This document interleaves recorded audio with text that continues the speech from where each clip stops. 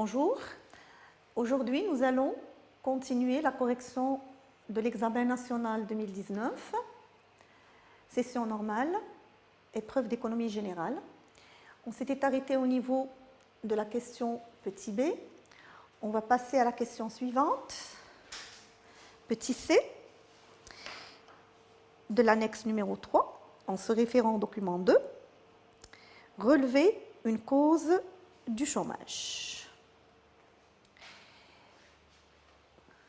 On va lire le texte pour relever la cause du chômage. Le taux de chômage au Maroc s'est situé à 9,8% en 2018 au niveau national, contre 10,2% en 2017, selon le HCP. La population active a atteint 11 680 000 personnes en 2018, portant ainsi le taux d'activité à 46,2% contre 46,7% en 2017. Le chômage au Maroc reste encore marqué par des disparités très grandes entre les différentes catégories de chômeurs. En 2018, il affecte toujours beaucoup plus les jeunes âgés de 15 à 24 ans, avec un taux de 26%. Ce taux alarmant est lié à, donc, on va nous citer ici la cause. Ce taux alarmant est lié, entre autres, à quoi? Il est lié à la transition démographique. Donc voilà une cause du chômage. La transition démographique du Maroc avec de plus en plus de jeunes actifs. Ben là, nous avons déjà une cause, mais on peut en retrouver une autre dans le deuxième paragraphe. Aussi, l'économie marocaine, bien que portée par une croissance de 3% en 2018, n'a pas créé suffisamment d'emplois par rapport au nombre de jeunes arrivés sur le marché du travail.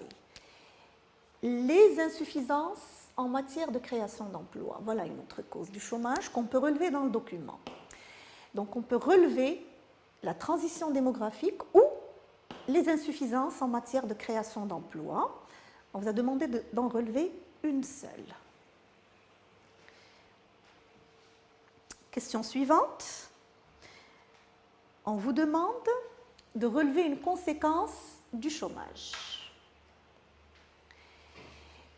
Alors, les insuffisances en matière de création d'emplois, facteurs d'inégalité sociale. Voilà. C'est-à-dire que les insuffisances en matière de création d'emplois se traduisent par des inégalités sociales et de pauvreté, soulèvent un défi d'entretenir la dynamique de croissance économique. Donc voilà, nous avons là encore deux conséquences du chômage, les inégalités sociales et la pauvreté. Vous en relevez une seule. Bien. On passe à la question suivante.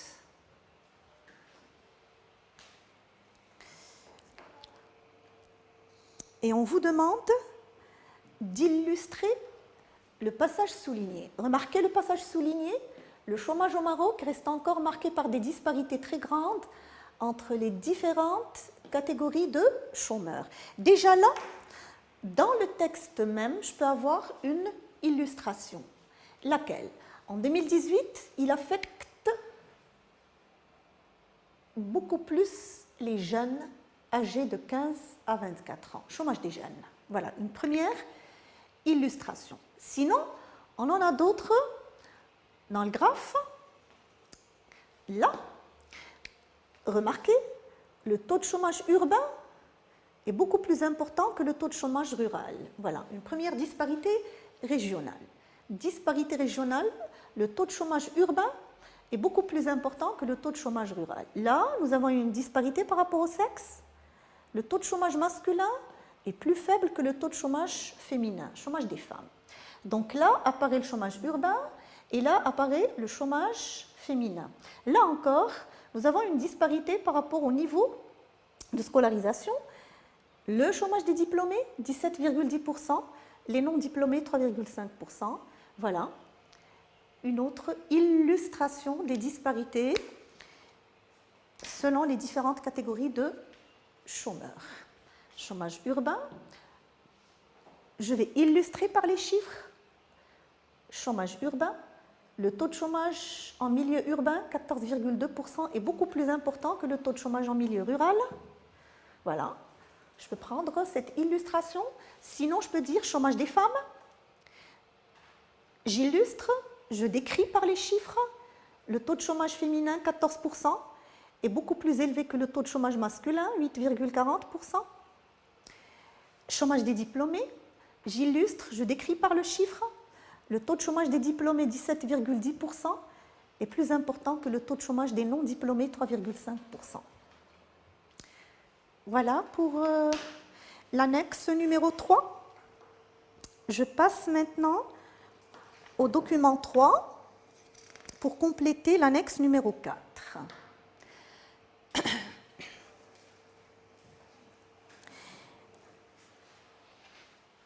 Première question, petit 1. On vous demande de lire la donnée en gras souligné. Elle est là, la donnée en gras souligné. On la voit ici. 2,8%. 2,8%, c'est quoi? C'est le taux d'inflation. L'inflation marocaine atteindrait un pic de 2,8% en 2018. Alors, lecture, qu'est-ce que je vais dire là? Le taux d'inflation, c'est la variation de l'IPC, la variation de l'indice des prix à la consommation. Donc, c'est une augmentation du niveau général des prix.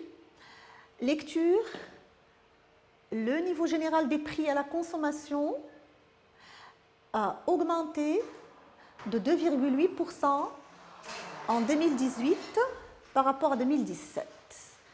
Le niveau général des prix à la consommation a augmenté de 2,8% en 2018 par rapport à 2017. Le taux d'inflation, c'est une variation de l'IPC, c'est l'IPC qui a augmenté. De combien? De 2,8% en 2018 par rapport à 2017. Préciser maintenant, en justifiant. Donc je dois dire, je dois préciser, voilà le premier verbe d'action, et je dois justifier. S'il y aurait une désinflation en 2018 au Maroc, c'est quoi la désinflation? La désinflation, c'est quoi? C'est la baisse du taux d'inflation. C'est la baisse du taux d'inflation. Alors, est-ce qu'il va y avoir une désinflation au Maroc en 2018? Dans le texte, on nous dit l'inflation marocaine atteindrait un pic de 2,8% en 2018 contre 0,7% en 2017. Bien au contraire, l'inflation va augmenter, elle va passer de 0,7% en 2017 à 2,8% en 2018. Donc, non, il n'y aura pas des inflations en 2018, bien au contraire, 2018 va connaître une accélération de l'inflation. Non. Donc, est-ce qu'il y aura des inflations en 2018? Non. Pourquoi? Parce que, au contraire, le taux d'inflation va s'accélérer, il va passer de 0,7% en 2017 à 2,8% en 2018. Maintenant, remarquez le verbe. On vous demande de dégager. Alors, je dégage du document deux conséquences éventuelles de la stabilité des prix. La différence entre dégager et relever, je relève, c'est explicite dans le document, mais quand je dois dégager, c'est un peu implicite. Bon, je vais essayer de retrouver un petit peu les conséquences éventuelles de la stabilité des prix. La Banque mondiale souligne dans son rapport que les conséquences néfastes d'une inflation élevée. Là, on me parle des conséquences de quoi? D'une inflation élevée. Risque de peser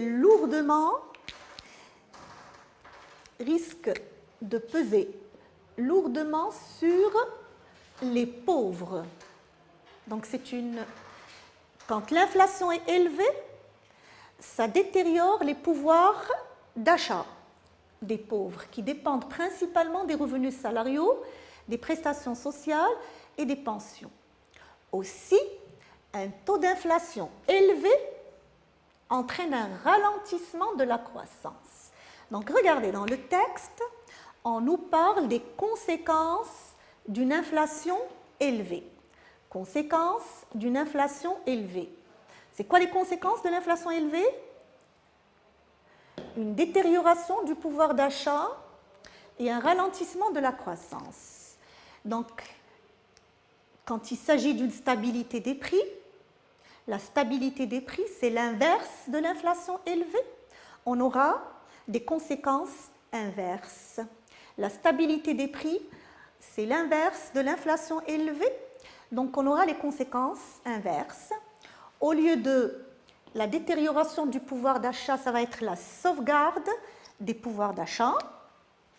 Et au lieu du ralentissement de la croissance, l'accélération de la croissance. Je répète, là, dans le document, on m'a donné les conséquences de quoi? D'une inflation élevée. Cette inflation élevée, conséquence numéro 1, détérioration du pouvoir d'achat des pauvres. Conséquence numéro 2, ralentissement de la croissance. Donc, si je vais dans la situation inverse de la stabilité des prix, on aura les conséquences inverses. Sauvegarde des pouvoirs d'achat et accélération de la croissance. OK?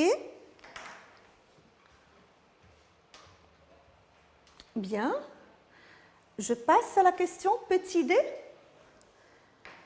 Je passe à la question petit d. Là, on me demande d'expliquer le passage en gras souligné. Le passage en gras souligné, un taux d'inflation très élevé entraîne un ralentissement de la croissance économique. Alors, on va essayer d'expliquer ce passage. Un taux de croissance élevé, je vais voir le lien entre une inflation élevée et le ralentissement de la croissance. Une inflation élevée. Une inflation élevée. Ça entraîne quoi? Un découragement de la demande. Un découragement de la demande parce que le coût de la vie devient plus cher. Une inflation élevée, c'est un panier de référence plus cher, c'est un coût de la vie plus cher. Donc ça décourage la demande. Découragement de la demande et une baisse de l'épargne. Voilà. Un découragement de la demande qui se traduit par une baisse de l'incitation à investir. Ça n'incite pas les entreprises à investir. Et une baisse de l'épargne qui se traduit par quoi? Par un manque de moyens de financement. Par un manque de moyens de financement. Bien, un manque d'incitation à investir et un manque de moyens de financement, ça se traduit par quoi? Par une baisse ou un ralentissement de l'investissement et de la production. Un ralentissement de l'investissement et de la production. Donc, un ralentissement de la croissance. Voilà, j'ai établi le lien. J'ai établi le lien entre une inflation élevée et ralentissement de la croissance. Une inflation élevée, c'est un panier de référence plus cher. C'est un coût de la vie plus cher. Un panier de référence plus cher, ça décourage la demande. La dépense augmente, donc l'épargne diminue. Si la demande est découragée, ça n'incite pas les entreprises à investir. Si l'épargne diminue, il y a un manque de moyens de financement de l'investissement. Conséquence de ces deux phénomènes-là, le manque d'incitation à investir et le manque de moyens de financement, une baisse, un ralentissement de l'investissement et de la production et du coup un ralentissement de la croissance. Voilà.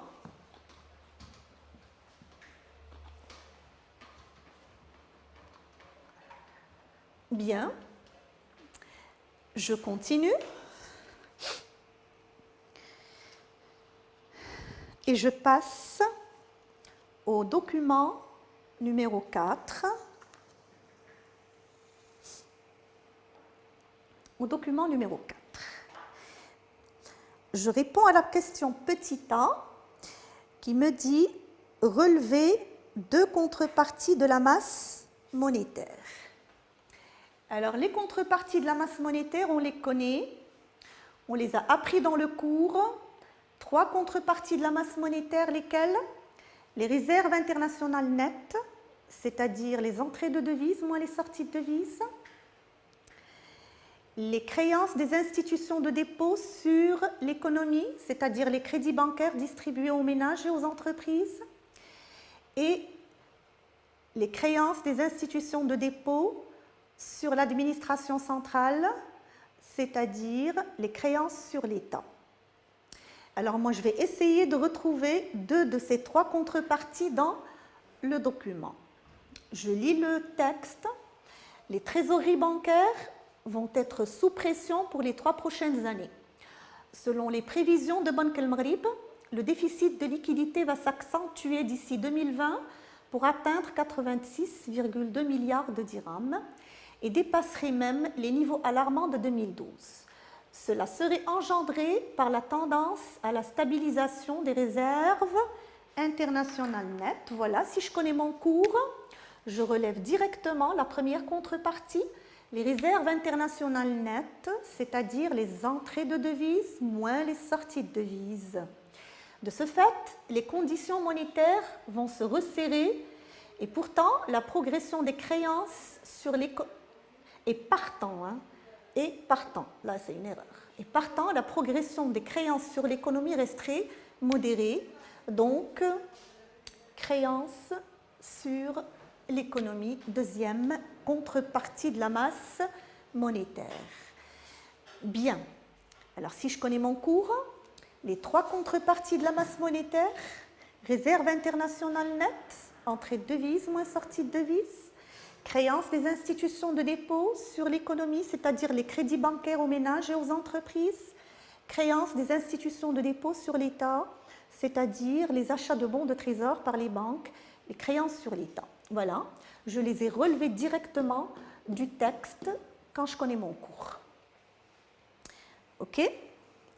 Ensuite, relever une action de politique monétaire pour 2018. Là encore, je vais relever du document une action de politique monétaire.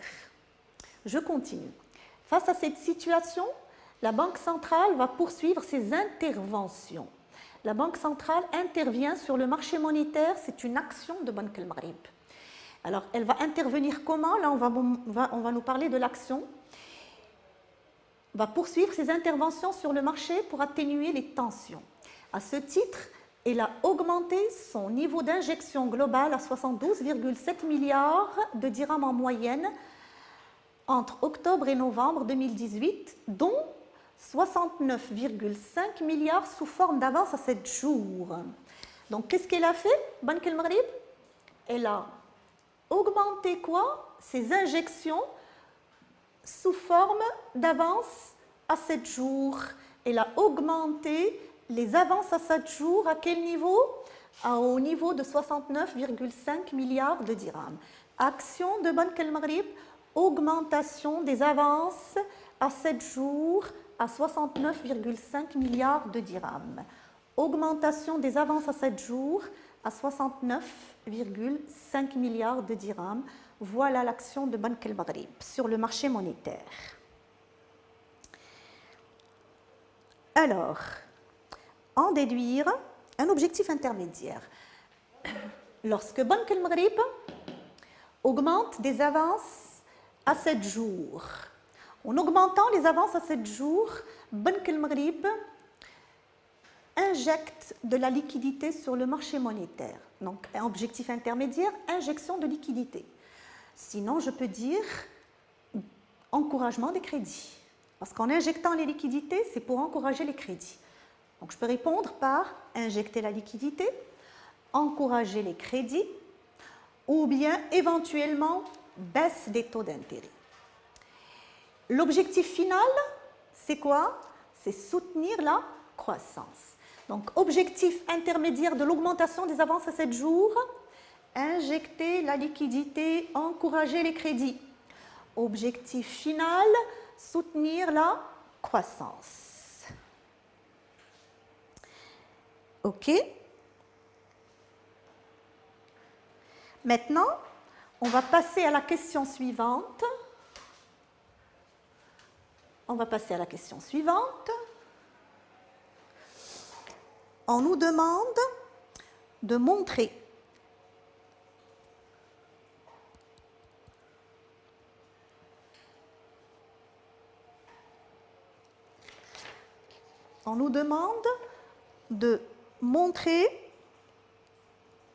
l'impact éventuel d'une baisse du taux de la réserve monétaire sur la croissance économique. La question petit d. On me demande de montrer l'impact éventuel d'une baisse du taux de la réserve monétaire sur la croissance économique. Alors, si on baisse le taux de la réserve monétaire, Banque al-Maghrib réduit le taux de la réserve monétaire, elle va débloquer aux banques une partie de leur liquidité. Elle va débloquer aux banques une partie de leur liquidité. Donc, automatiquement, qu'est-ce qui va se passer? La liquidité bancaire va augmenter. Augmentation de la liquidité bancaire. Alors, si la liquidité des banques augmente, ça peut éventuellement les encourager à réduire leur taux d'intérêt. Ça peut éventuellement les encourager à réduire leur taux d'intérêt. Alors, si la liquidité des banques augmente, l'accès au crédit va devenir plus simple, un accès plus facile au crédit. C'est-à-dire que les banques vont donner plus facilement des crédits. Si le taux d'intérêt diminue, le crédit va devenir moins cher. Crédit moins cher. Alors ça va encourager les ménages à recourir au crédit pour consommer et les entreprises à recourir au crédit pour investir. Donc ça va encouragement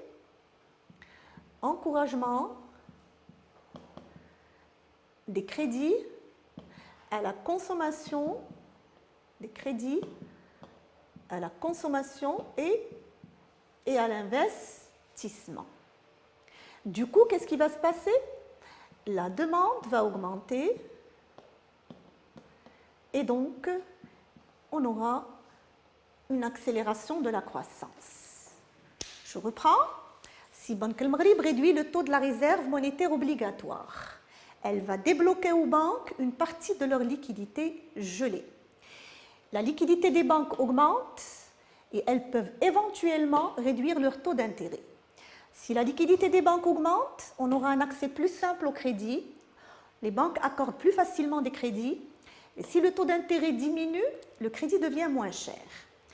Alors les deux ensemble, un accès plus facile au crédit et un crédit moins cher, ça va encourager les banques à donner des crédits et ça va encourager les ménages à recourir au crédit pour consommer et les entreprises à recourir au crédit pour investir. Du coup, la demande va augmenter, ça va accélérer la croissance. Voilà.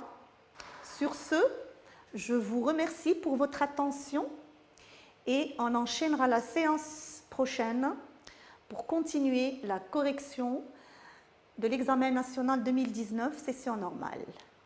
Merci pour votre attention encore une fois.